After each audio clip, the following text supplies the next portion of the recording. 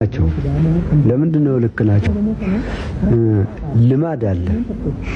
የአማርኛ በተለይ እኔ ሳውቅ የአዲስ አበባ አማርኛ ልማድ ላንተ እንዲህ ነግርህና ለካ ላንተ አይደለም የምናገረው ለሱ ነው።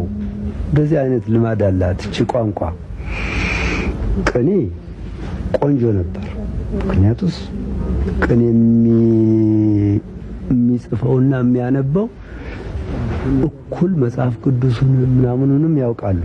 ከዛ የተረፈች ግን የቅኔ ዝቃጭ ትመጣና የአዲስ አበባ አማርኛ ትሆንና ከዛ መነጋገር አይቻልም፣ መሸዋወድ ይሆናል የአዲስ አበባ ቋንቋ። ይሄን ስትጽፍ ልጽፍ የምትፈልገውን አይደለም እንዲህ ብጽፍ ነው እንደዚህ የሚገባቸው ብለህ አዙረህ ስለምትጽፍ እኔ ግን ቀጥታ ነው የምጽፈው። አሁን ሳወራለህ ቀጥታ አይደለም። ሌላ አድማጭ እንግዲህ እንዲህ ሲል ወይ ምናምን ማሰቡ ነው ወይ አሜሪካን መጥራቱ ነው ወይ መንፈስ ቅዱስ ማሰቡ ነው ምናምን ሊልህ ይችላል። ምክንያቱም ለምዷል፣ እዚህ ባህሉ ነው።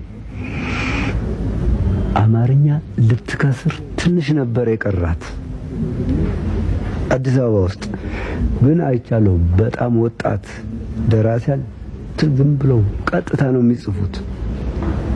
ያለፍ ነው ግን በቃ ወደዚህ ትጽፍ ለካ ወደዚህ አያልኩ ነው።